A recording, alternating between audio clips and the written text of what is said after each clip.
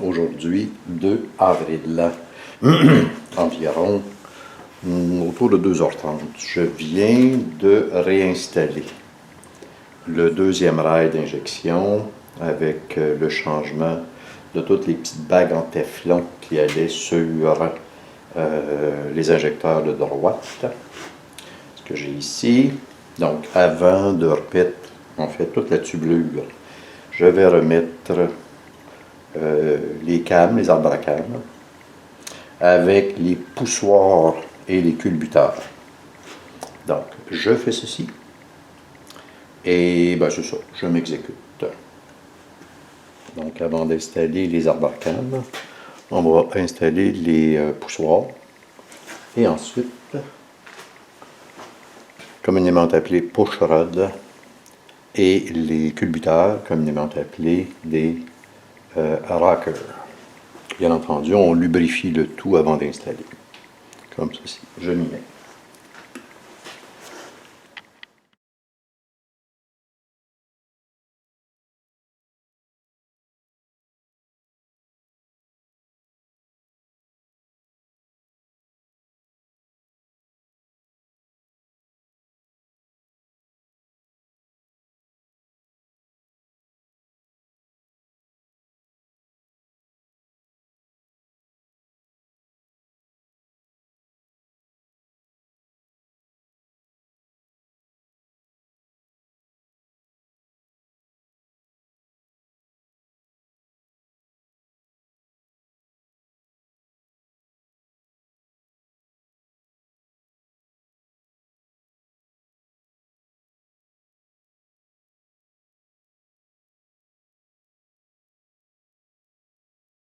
Une fois les culbuteurs installés, là je vais... Oui! Donc, installation des arbres à cam. Un petit coup de nettoyage avant, pour être sûr qu'il ne traîne pas de cochonnerie là-dessus. Puis ensuite, on va lubrifier le tout.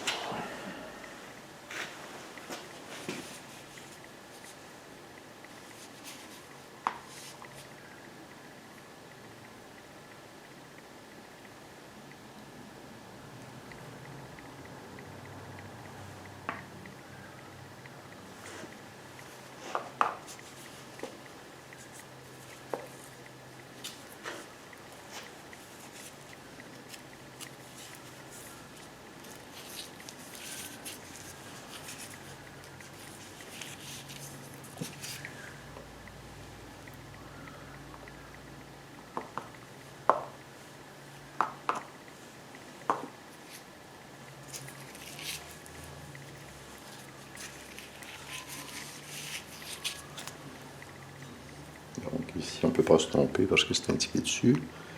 In pour intake. Donc c'est la tubulure d'admission. Ceci. Ça range pour le... Oui! Donc maintenant, on va y aller pour l'échappement. C'est écrit dessus EX.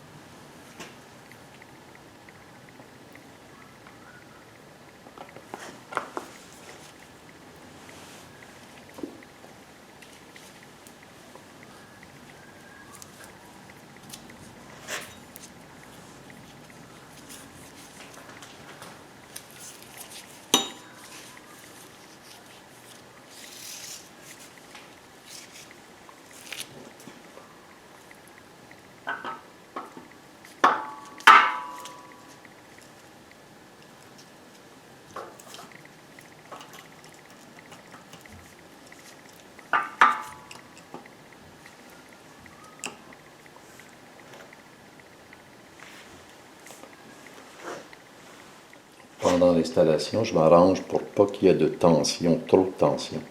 Dans le manuel de service, puis en général, ils vont dire de le mettre à une position neutre. C'est-à-dire qu'il n'y a pas une cam est sûrement féminin. Il n'y a pas une cam qui appuie sur une valve. Donc ensuite, les petites bottes, tout en respectant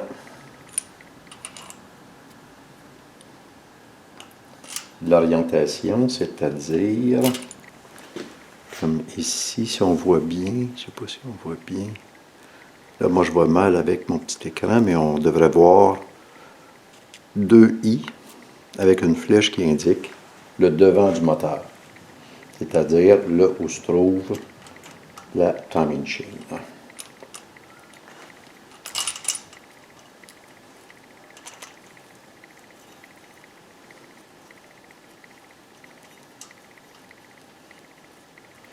Et ensuite, ça va être la même chose pour l'échappement.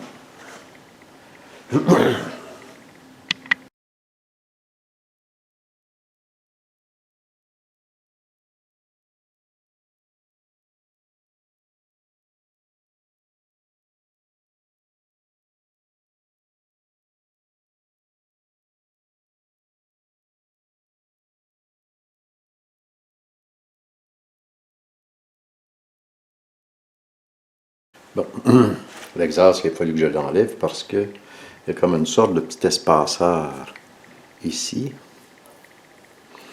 qui était venu se coller ici. Donc, je n'arrivais pas à remettre le capuchon par-dessus. Donc, il faut que l'espaceur en question soit là. Et là, ça devrait rentrer.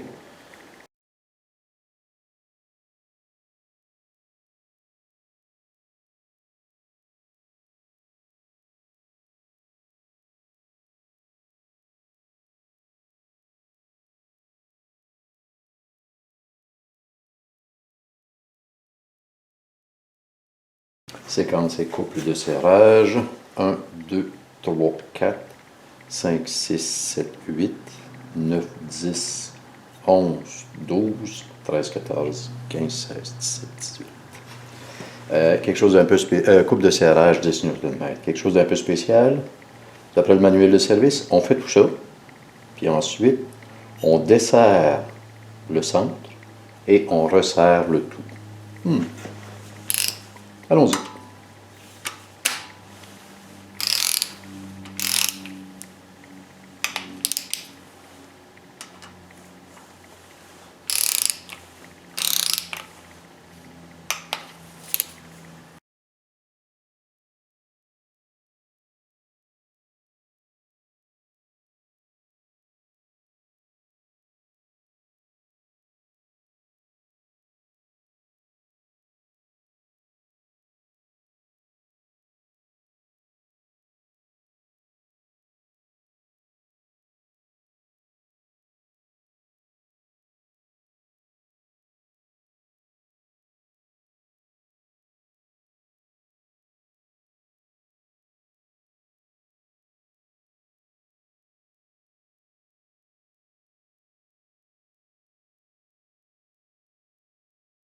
Et on s'assure que le tout tourne bien.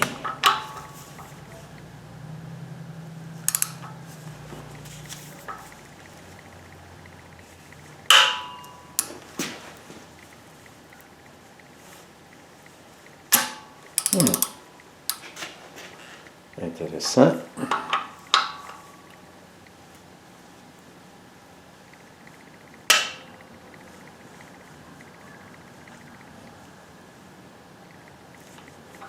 On dirait qu'il y a un piston là.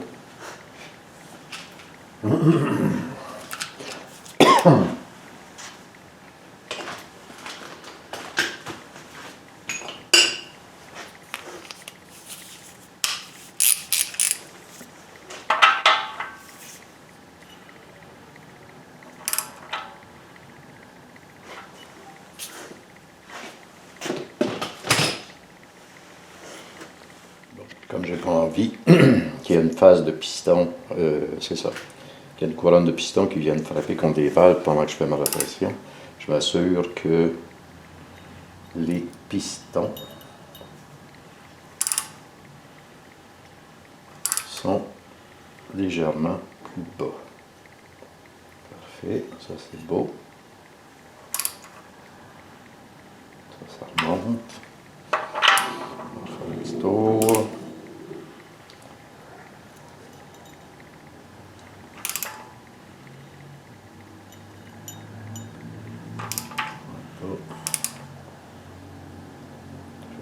D'après moi, ceci devrait être pas pire. Qu'est-ce qu'on va voir?